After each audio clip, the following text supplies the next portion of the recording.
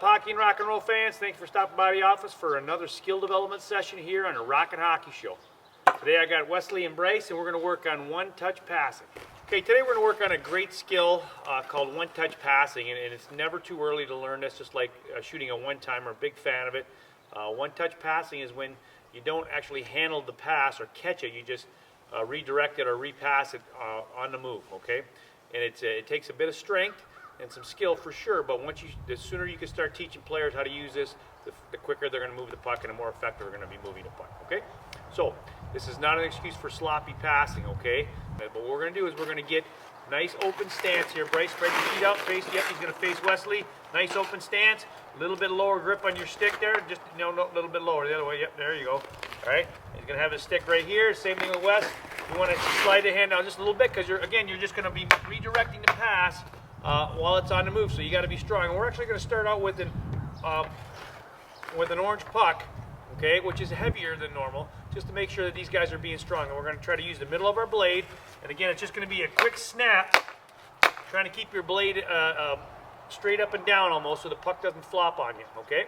And when it's a longer pass, we'll work on following through it a little bit more. But right now, we're just going to one-touch it back and forth. Go ahead.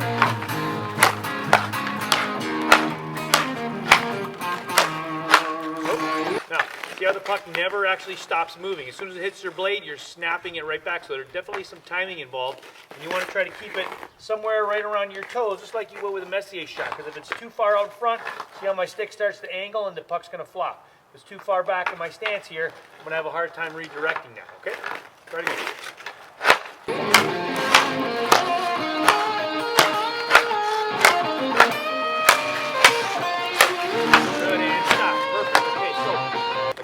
Notice their stance, okay, nice wide hockey position so that they can support the puck and move their feet to get it, okay?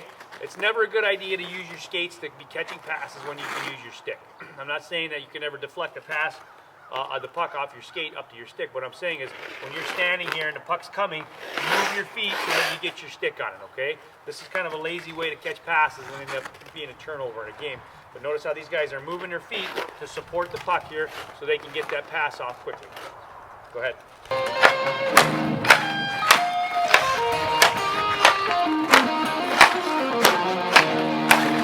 And stop. Good. Excellent. And again, as they're snapping, they're closing that blade just a little bit over the puck, and that helps keep the puck flat, okay? If they end up doing it off the toe, the puck's going to flip up on them, and it's going to be harder to handle. So middle of the blade to heel, and close that blade just a little bit right through it, okay?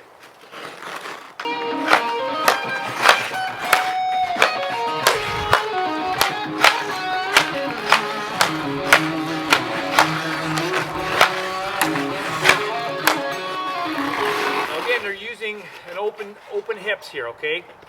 I do not recommend open hips when you're passing normal, okay? Especially for younger players. When you're passing the puck and your hips are open, it's usually going to lead to just a bad pass because lots of times you're on your heels, you can't get a lot of energy, you're not going to be able to follow through properly because of the way your hands are set up here. So it's kind of a bad habit.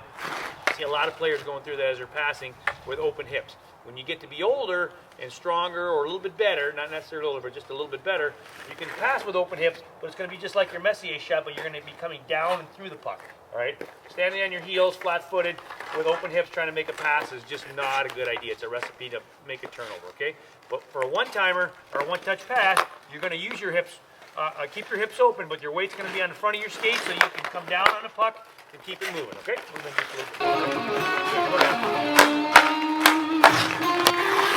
Okay, now we're going to switch back to a black puck. It's going to be a lot lighter than the orange puck, and watch how quickly these guys zip it back and forth. Closer and closer.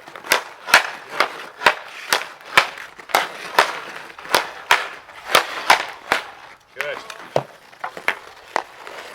So just a great warm-up drill for the first few minutes of practice is get partners and one-touch the puck. Get players around a circle, and you could have 3, 4, 5, 6, even 7 players around a circle, all just one-touching the puck, and they're all just moving and supporting as it goes. But a great warm-up exercise for anybody.